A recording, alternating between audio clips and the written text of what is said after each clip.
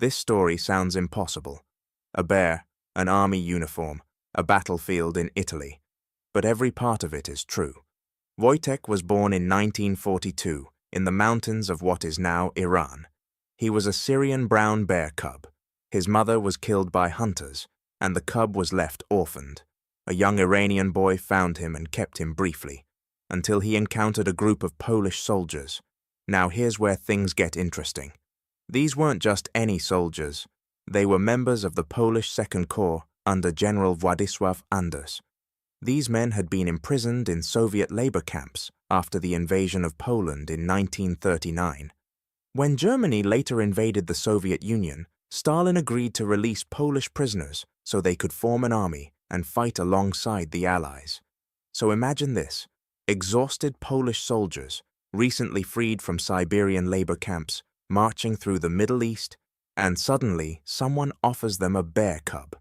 Honestly, at that point, why not? They bought the cub in exchange for some food, chocolate, and a Swiss army knife. They named him Wojtek, meaning joyful warrior. The name turned out to be suspiciously accurate. At first, Wojtek was small enough to be carried around. The soldiers fed him condensed milk from a vodka bottle, which might explain a few things later. He slept in tents with them. He learned to wrestle and follow the men around like a dog, except this dog would eventually weigh over 200 kilograms. He developed some very human habits, but he also picked up some bad habits, such as drinking beer and smoking cigarettes. He didn't really smoke them, he mostly ate them, but still. He also learned to salute when greeted. Imagine reporting that in official army paperwork. In 1944, the Polish Second Corps was preparing to move to Italy to fight in the Allied campaign. But there was one little problem, or a rather big one by that point. British military transport rules did not allow animals on board ships, unless they were officially listed as soldiers. So, what did the Poles do? They enlisted the bear. Wojtek was officially registered as Private Wojtek, 22nd Artillery Supply Company, Polish Corps II.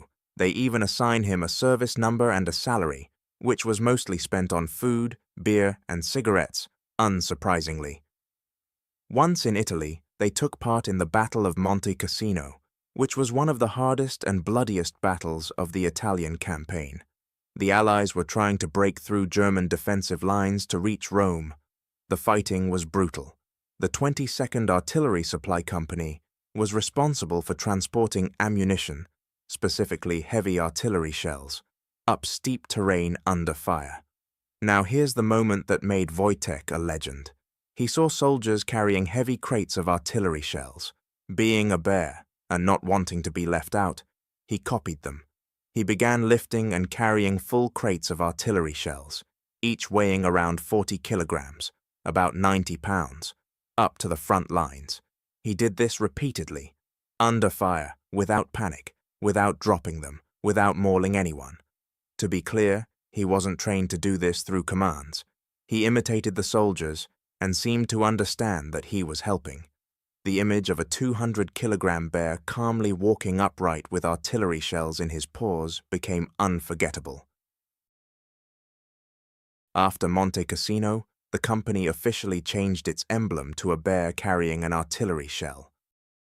By 1945, once Germany had surrendered, the Polish Second Corps was relocated to Scotland. Here's the tragic part of the story. Poland fell under Soviet control after the war. Many Polish soldiers who fought alongside the Allies could not safely return home. They were effectively exiled. Wojtek went with them to Scotland. He lived at the Winfield camp near the village of Hutton. During this period, he became something of a local celebrity. Civilians and journalists visited to see the soldier bear. In 1947, the Polish Second Corps was officially demobilised, and since Wojtek could not live freely in civilian Britain, he was placed in Edinburgh Zoo. Polish veterans would visit him regularly. Sometimes they'll bring him beer and cigarettes. When they called his name in Polish, he would reportedly respond.